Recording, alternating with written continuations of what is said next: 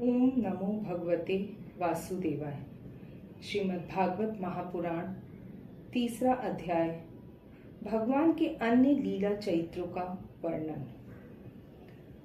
उद्धव जी कहते हैं, इसके बाद श्री कृष्ण अपने माता पिता देवकी वासुदेव को सुख पहुंचाने की इच्छा से बलदेव जी के साथ मथुरा पधारे और उन्होंने शत्रु समुदाय के स्वामी कंस को ऊंचे सिंहासन से नीचे पटककर तथा उसके प्राण लेकर उसकी लाश को बड़े जोर से पृथ्वी पर घसीटा। सांदीपनि मुनि के द्वारा एक बार उच्चारण किए हुए सांगोपांग वेद का अध्ययन करके दक्षिणा स्वरूप उनके मरे हुए पुत्र को पंचजन नामक राक्षस के पेट से लाकर दे दिया। भीष्मक नंदिनी रुक्मणी के सौंदर्य से अथवा रुक्मी के बुलाने से जो शिशुपाल और उसके सहायक वहां आए हुए थे, उनके सिर पर पैर रखकर गांधर्व विधि के द्वारा विवाह करने के लिए अपनी नित्य संगनी रुक्मणी को वे वैसे ही हरण कर लाए जैसे गरुड़ अमृत कलश को ले आए थे। स्वयंवर में 7 बिना नथे हुए बैलों को नाथ कर सत्या से विवाह किया। इस प्रकार मान भंग हो जाने पर मूर्ख राजाओं ने शस्त्र उठाकर राजकुमारी को छीनना चाहा। तब भगवान श्री कृष्ण ने स्वयं बिना घायल हुए अपने शस्त्रों से उन्हें मार डाला। भगवान विषयी पुरुषों की सी लीला करते हुए अपनी प्राण प्रिया सत्यभामा को प्रसन्न करने की इच्छा से उनके लिए स्वर्ग से कल्प वृक्ष उखाड़ लाए। उस समय इंद्र ने क्रोध से अंधे होकर अपने सैनिकों सहित उन पर आक्रमण कर दिया, क्योंकि वह निश्चय ही अपनी स्त्रियों का क्रीड़ा मृग बना हुआ है।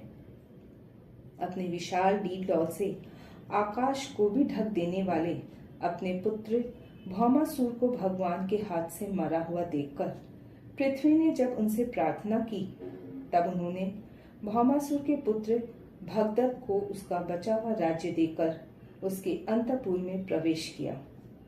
वहां भौमासुर द्वारा हार कर लाई हुई बहुत सी राजकन्याएं थी। वे दीन बंधु श्री कृष्ण चंद्र की देखते ही खड़ी हो गई और सबने महान हर्ष, लज्जा एवं प्रेम पूर्ण चितवन से तत्काल ही भगवान को पति रूप में वर्ण कर लिया। तब भगवान ने अपनी निज शक्ति योग माया से उन ललनाओं के अनुरूप उतने ही रूप धारण कर उन सबका अलग अलग महलों में एक ही मुहूर्त में विधिवत पाणी ग्रहण किया। अपनी लीला का विस्तार करने के लिए उन्होंने उनमें से प्रत्येक के गर्भ से सभी गुणों में अपने ही समान 10-10 पुत्र उत्पन्न किए। जब काल यवन, जरासंध और शाल्वादी ने अपनी सेनाओं से मथुरा और द्वारिकापुरी को घेरा था, तब भगवान ने निज जनों को अपनी अलौकिक शक्ति देकर उन्हें स्वयं मरवाया था। शंबर, द्विविध, बाणासुर, मूर, बलवल और दंतवक्त्र आदि अन्य योद्धाओं में से भी किसी को उन्होंने स्वयं मारा था और किसी को दूसरों से मरवाया। इसके बाद उन्होंने अपने भाई धृतराष्ट्र और पांडु के पुत्रों का पक्ष लेकर आए हुए राजाओं का भी संहार किया, जिनके सेना सहित कुरुक्षेत्र में पहुंचने पर पृथ्वी डगमगाने लगी थी। कर्ण, दुशासन और शकुनी की खोटी सलाह से जिसकी आयु और श्री दोनों नष्ट हो चुकी थी, तथा भीमसेन की गदा से जिसकी जान टूट चुकी थी, उस दुर्योधन को अपने साथियों के सहित पृथ्वी पर पड़ा देखकर भी उन्हें प्रसन्नता नहीं हुई। वे सोचने लगे, यदि द्रोण, भीष्म, अर्जुन और भीमसेन के द्वारा इस 18 अक्षौहिणी सेना का विपुल संहार हो भी गया तो इससे पृथ्वी का कितना भार हल्का हुआ। अभी तो मेरे अंश रूप प्रद्युम्न आदि के बल से बढ़े हुए यादवों का दुस्सह दल बना ही हुआ है। जब ये मधुपान से मतवाले हो लाल लाल आंखें करके आपस में लड़ने लगेंगे, तब उससे ही इनका नाश होगा। इसके सिवा और कोई उपाय नहीं है। असल में मेरे संकल्प करने पर ये स्वयं ही अंतर्ध्यान हो जाएंगे। यूं सोचकर भगवान ने युधिष्ठिर को अपने पैतृक राजगद्दी पर बैठाया और अपने सभी संगे संबंधियों को सत्पुरुषों का मार्ग दिखाकर आनंदित किया। उत्तरा के उदर में जो अभिमन्यु ने पुरु वंश का बीज स्थापित किया था, वह भी अश्वत्थामा के ब्रह्मास्त्र से नष्ट सा हो चुका था, किंतु भगवान ने उसे बचा लिया। उन्होंने धर्मराज युधिष्ठिर से 3 अश्वमेध यज्ञ करवाए और वे भी श्री कृष्ण के अनुगामी होकर अपने छोटे भाइयों की सहायता से पृथ्वी की रक्षा करते हुए बड़े आनंद से रहने लगे।